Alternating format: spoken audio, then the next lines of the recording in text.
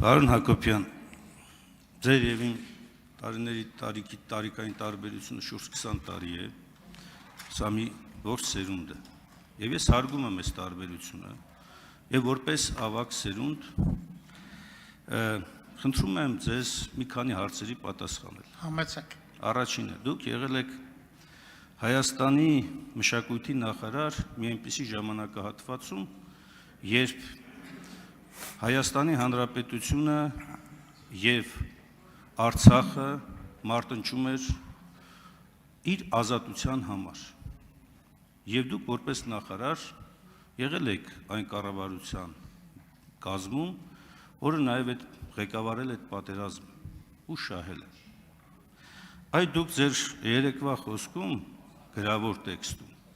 անդրադարձակ հատկապես ինքնություն հասկացությանը։ Խնդրեմ հիմա պատասխանել, բան փոխվել է ձեր պատկերացումներում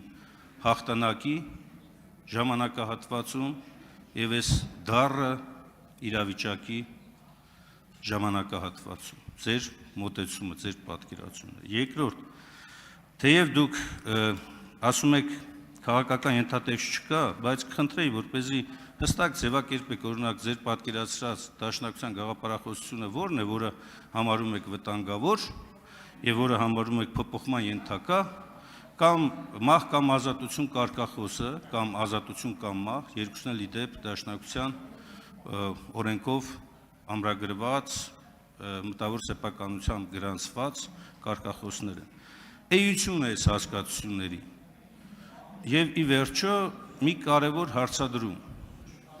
Դուք որպես մտավորական ինչպիսի վերաբերմունք ունեք հայ առաքելական եկեղեցու նկատմամբ այսօրվա իշխանությունների կողմից ձեռնարկված Պարոն Եղոյան, Տիկին Ղազարյան։ Շնորհակալ եմ։ Համեցեք։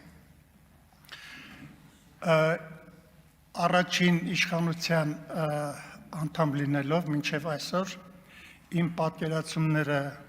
մեր իրավիճակների մասին չեն փոխվել։ Կամ եթե փոխվել են, ապա ադապտացվել են այսօրվա քաղաքական այն իրավիճակին, որի մեջ Հայաստանի Հանրապետությունը հայտնվել է։ Ինչ վերաբերում է դուք հիմա ես որ ասեմ ավելի կհիանաք պատասխանով։ Ինչ վերաբերում է ձեր կուսակցության հանդեպ իմ վերաբերմունքին, ես երեք ասացի, հայ ժողովուրդը 60 տարի գրկաբաց սպասել է Դաշնակցությանը։ Ես չեմ կարծում, թե Դաշնակցությունը եկավ եւ մտավ իր պատմական առաքելության թևի տակ, որին հայ ժողովուրդը սպասում էր։ Թե ում թևի տակ մտավ, ինչ գաղափարախոսության, ինչ քաղաքական իրավիճակների դուք ինքներդ որոշեք։ Ինչ վերաբերում է ադապտացիա բառին, ես քաղաքական տերմին եմ օգտագործում, որը վերաբերում է նաեւ կուսակցություններին։ Աշխարհում շատ կան 100-ամյա գուցե եւ լեյբորիստների կուսակցությունը, ես չգիտեմ, քանի տարեկան է, բայց ինչպես ժողովուրդները, ինչպես պատմական իրավիճակները, այնպես էլ կուսակցական գաղափարախոսությունները պետք է ադապտացվեն իրենց քաղաքական խնդիրներին։ Որովհետեւ դուք իմ ասածը ավելի ճիշտ հասկանաք, ավելի շուտ ես ավելի ճիշտ բացատրեմ։ Ես մի բան ասեմ։ Ես սրճարան հաճախող մարդ եմ եւ հաճախում եմ սովորաբար այն սրճարանը, որը ասում են դաշնակներինն է։ Լավ սրճարան, լավ սպասարկում են, լավ էժան գներ։ Ուրեմն ինձ մատուցողները շատ սիրով են էին ընդունում։ Վերջերս ուրեմն այս ձեր նախաձեռնությունից հետո այնտեղ մի շատ լավ տղա կա, որի հետ ես շատ մոտիկ եմ։ Ասում եմ, այսինքն ինչ չես բարևում, կամ առաջվա նման չես բարևում։ Ասում եմ, գիտես ինչ, ես ասում եմ, Մաուզերի վրա երթում եմ տվել։ Ես կուզենայի, որ Դաշնակցությունը մնալով Դաշնակցություն, այսօր երթում տար Հայաստանի Հանրապետության սահմանադրության վրա։ Կարելի է շատ ավելի առաջ գնալ, ես այդ տղային շատ սիրում եմ, ես առիթ կստեղծեմ, որ իր հետ հաշտվեմ։ Ես իրեն չասացի, եթե այսպես շարունակվի, կարող եք նաև կացինի վրա երթում տալ։ Այսօրվա Հայաստանի Հանրապետության իրավիճակը Դուք ասեք ազգային ազատագրական, դուք ասեք գաղափարախոսական, հայրենասիրական, ես ոչ մի բան չեմ մերժում, բայց այսօրվա հայրենասիրությունը ադապտացիա է պահանջում այսօրվա քաղաքական իրավիճակներին։ Հայրենասիրությունը կիրք եւ տրփանք չի։ Հայրենասիրությունը ընդհանրապես սեր է, ինտելեկտուալ հասկացողություն է։ Ես չգիտեմ, կարողացա լրիվ պատասխանել ձեր հարցին, թե չէ, ինչ-որ բան Հակոբյան, այո, կարողացաք, համենայն ժամանակը սպառվել դեպս է։ իմ ելակետը սա է։ Շնորհակալություն, լրություն դահլիճում։